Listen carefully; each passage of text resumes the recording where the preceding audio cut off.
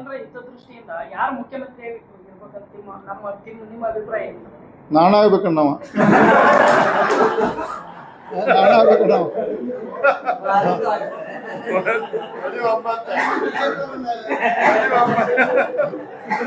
ಅಂದ್ರೆ ಯಾವಾಗ ಅನ್ಸುತ್ತೆ? ನೋಡೋಣ 2028 ಕ್ಲೇಮ್ ನೋಡೋಣ ಎಸ್ ಮತ್ತೇನಿದ್ರೆ ಚಾ ತರ್ಸಪ್ಪ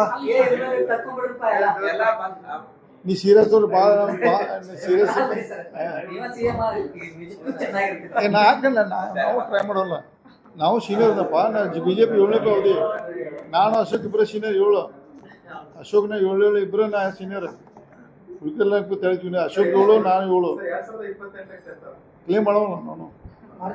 ಸುಮ್ಮನೆ ಟಿವಿಯಾಗ ಹೇರ್ ಹಾಕತಿ ಬಂದ್ ಮಾಡಪ್ಪ ಅದನ್ನ ಅದ ಕಟ್ ಮಾಡಪ್ಪ ಪ್ಲೀಸ್ ಅದನ್ನ ಇಲ್ಲ ಅಂತ ಮಾಡ್ಬೇಡ ಅದು ನಮ್ಗೆ ಅದೇ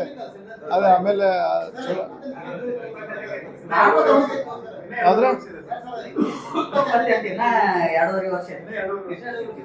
ಬರಲ್ಲ ಏನು ಕೆಲಸ ಹಾನು ಬರ್ತೈತಿ